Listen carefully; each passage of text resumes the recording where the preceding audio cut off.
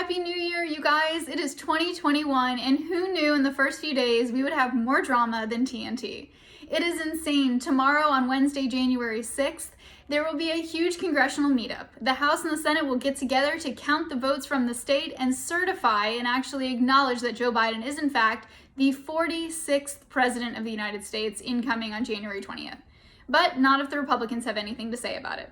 Over 140 House Republicans have signed on to say that they will challenge or object the results. And in the Senate, we see that Senator Ted Cruz is spearheading efforts to call for a commission because we must identify the fraud and the allegations that have been taking place.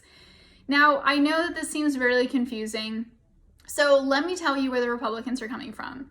If we go all the way back into the history books of 1876 and the presidential election between Sam Tilden and Rutherford B. Hayes, we can see where the Republicans are taking their cues from. Now, during the election of 1876, it was so close. Guys, they didn't even have a winner at that point in time, and what we saw was that Sam Tilden would be the second person in history at that time to win the election popularly, but then lose the presidential race and actually not be able to finish and go to the Oval Office. At the time, you needed 185 electoral votes. He couldn't get it. He only had 184 heading into when we saw that the electors came together.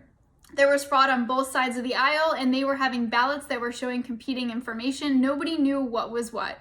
So what happened is they had to put together a commission. The commission would later be called the Great Compromise of 1877, and unfortunately, Sam Tilden's presidential dreams would be dashed, and Rutherford B. Hayes would be sworn in as president. So what does that have to do with 2020? Well, as a result of that election, 11 years later, the Electoral Act of 1887, or the Electoral Count Act, ECA as I like to call it, of 1887 was put on the books. It's a federal statute, and it outlines the procedures in which we elect our presidents. The one thing that we learned in America in the 1876 election is that, in fact, our electoral process was a total disaster.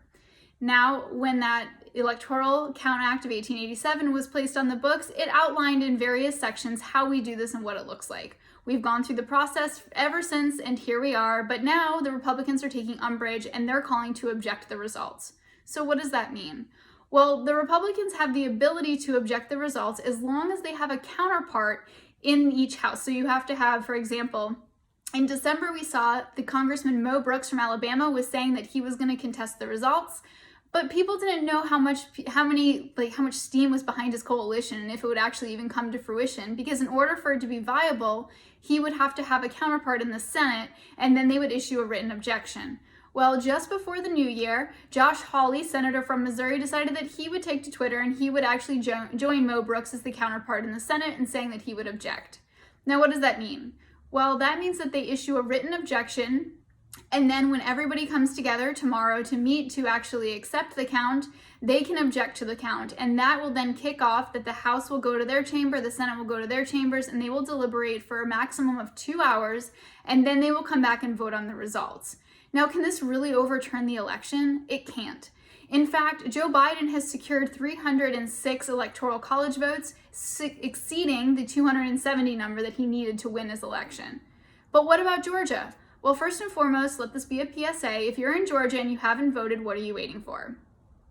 Now, the chance of Georgia having an election called in time for them to get sworn in and head to be able to participate in this vote, it's not very likely. So let's just actually leave Georgia out of this.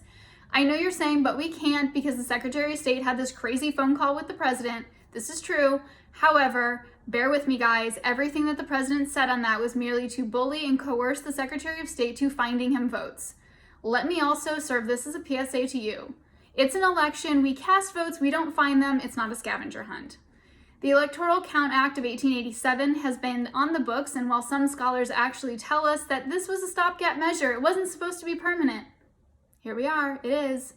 So until we find something better, this is what we're going to adhere to. And while the Republicans can turn this into a total media storm and kick up all the mean girl drama they want, the chance of this staying and swaying the election and overturning it to give Trump an extra 4 years, if this was Vegas, I wouldn't double down on that. I hope you guys have a great day, and I'll see you soon, and we'll talk about some Georgia results as well as the outcome of tomorrow's crazy circus that will ensue, no doubt. Have a fantastic evening. Bye.